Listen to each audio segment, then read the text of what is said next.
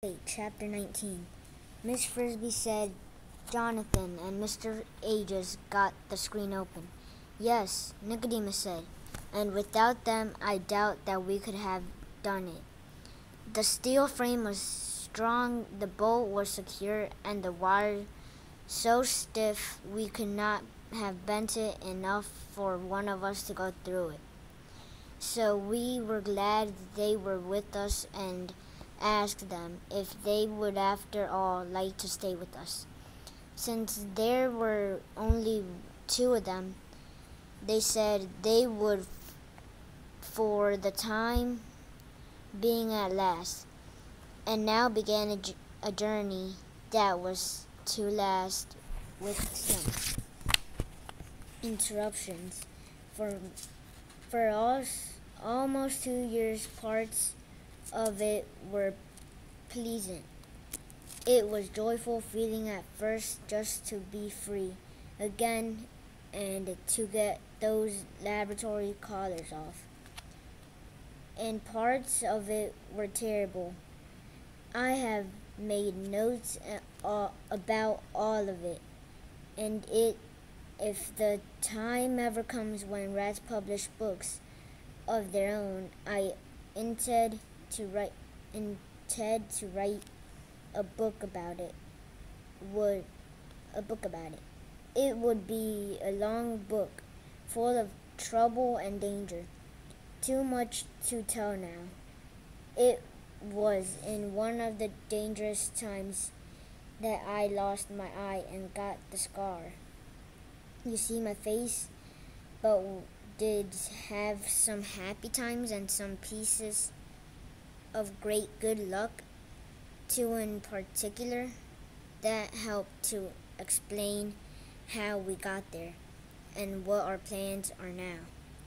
It was early summer when we got out. We had known that beforehand. We could tell by the lateness of the light through the windows. It was dark when we finally stood on the roof. We had no trouble getting down the side of the building. However, there were downspouts in the corners and plenty of toeholds. We dropped the screwdriver and the spool of thread into one of these. A little lower there was ivy. We were all good climbers, and there was moonlight to see by. In less than 15 minutes we were on the ground, staying in the darkest shadows under the bushes when we could.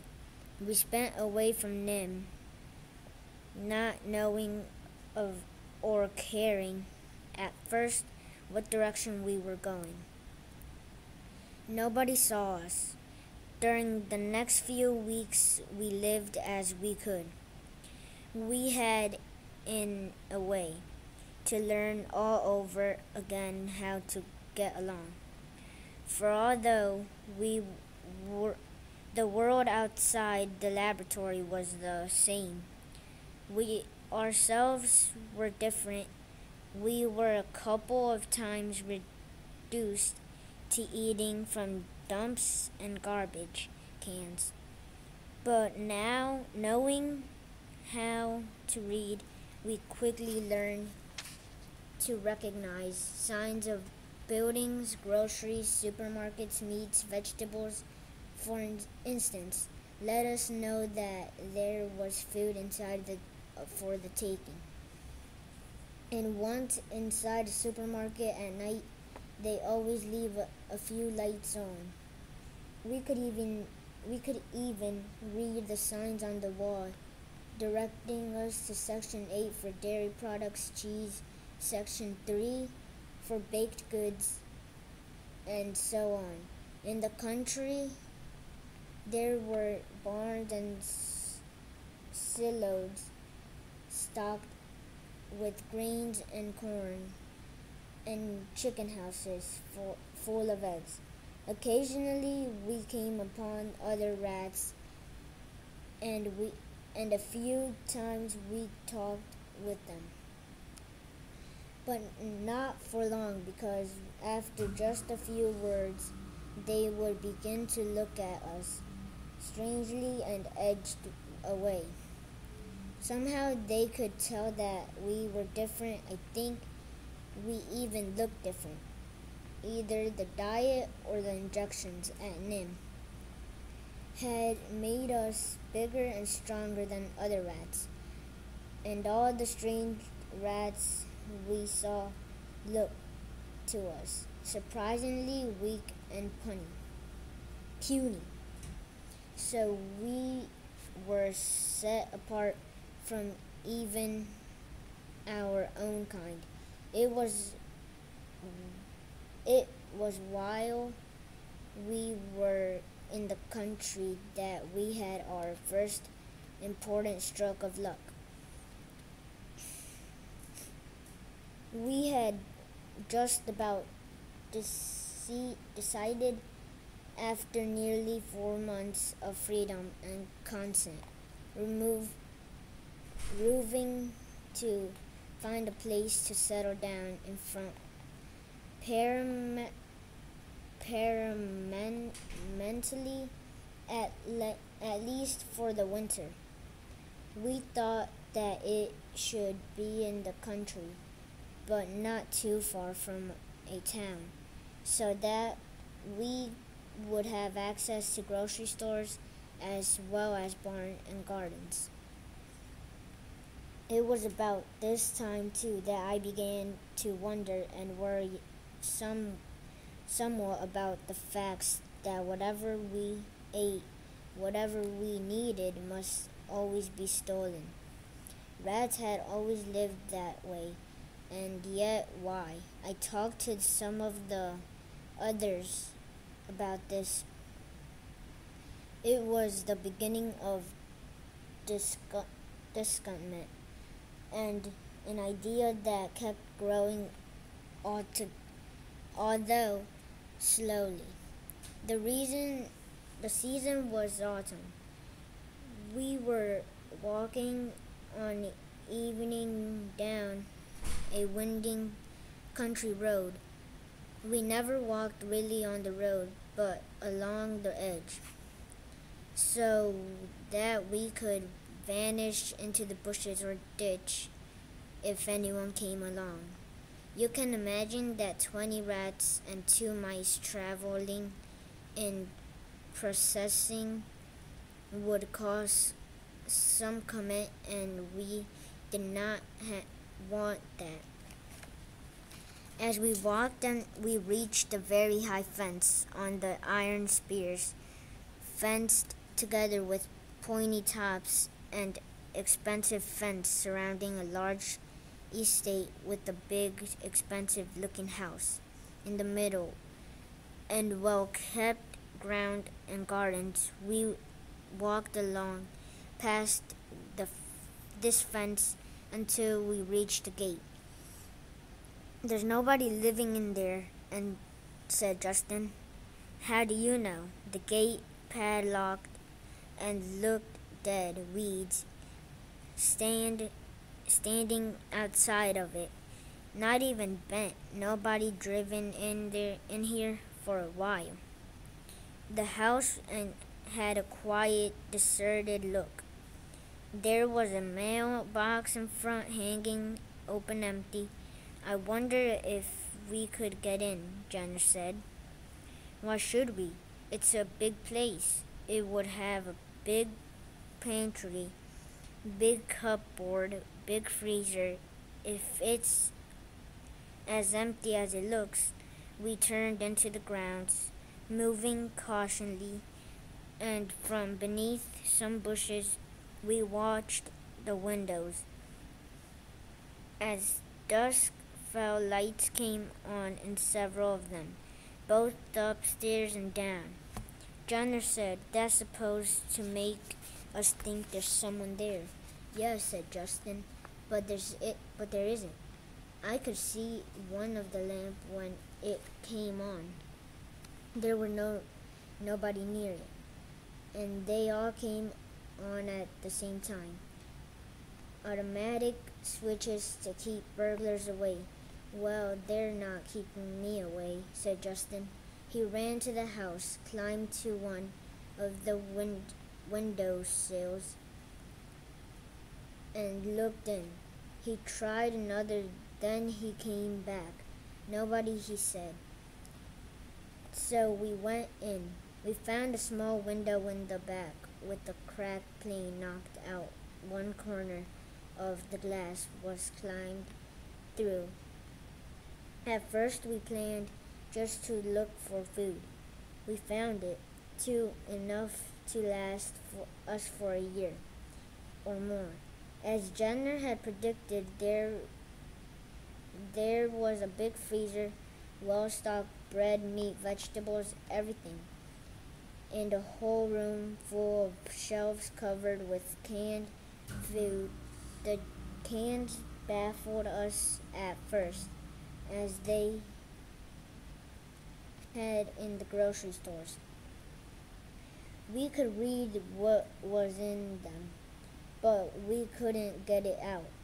Then Arthur found a machine on the kitchen counter. He read the instructions on the side of it. Slide can under cutter and press switch. We tried it. The can turned slowly around it in the machine, and when we pulled it out, the top had been cut free. I'll always remember what was in that first can.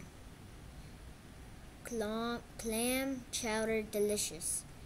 After we eaten, we wandered around the house. It was rich man's mansion, with beautiful furniture and fine rugs and carpeting on the floor. There was a crystal chandelier in the dining room, and a big stone fireplace in the living room. But the greatest treasure of all for us was in the study. This was a large rectangular room with walnut paneling, a walnut desk, leather chairs, and wall lined to the ceiling with books, thousands of books about every subject you could think of. There were shelves of paperbacks. There were encyclopedias, histories, novels, philosophies, and textbooks for physics, chemistry, electronical engineering, and others more. Then I can name. Luckily, there was even one of those small ladders on wheels they use in some libraries to get to the top shelves, where we fell on those books with even more appetite than on the food, and in the end we moved into the house and stayed all winter. We could do that, and it turned out without much fear of discovery. We learned that from some newspaper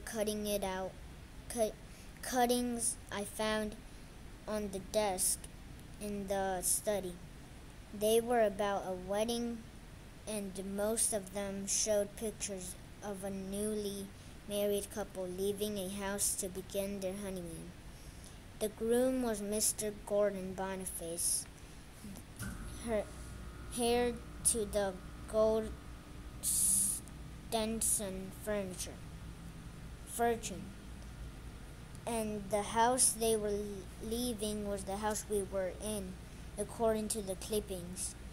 They were going on a trip all the way around the world.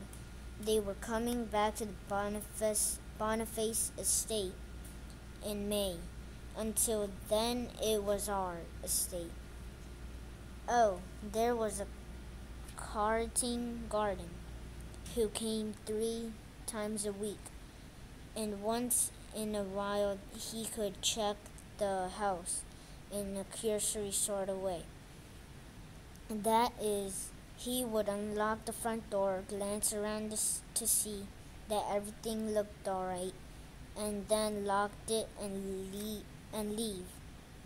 But he didn't live there. He lived in a small house down the road, and we were expecting him when he came.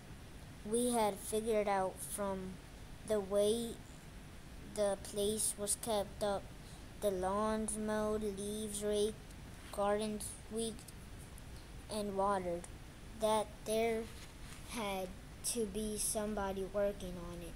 So we posted a watch, saw him coming, and kept watching him.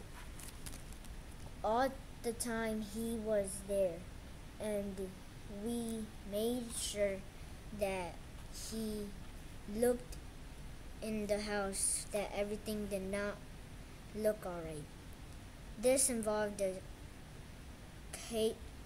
catering amount of work. We had to haul all our empty tin cans and other trash at night out into a hidden place in the woods, quiet far from the house. We cleaned up after ourselves carefully. We learned to use the water taps, the dusting clothes we found in the kitchen closet. If we cater, if we caretaker had looked more closely, in fact, we would have seen that the kitchen counters were somewhat shiner than they would have been in an empty house, but he didn't. He never had even noticed the small corner of glass missing from the back window. And all winter far into the night, we read books and practiced writing.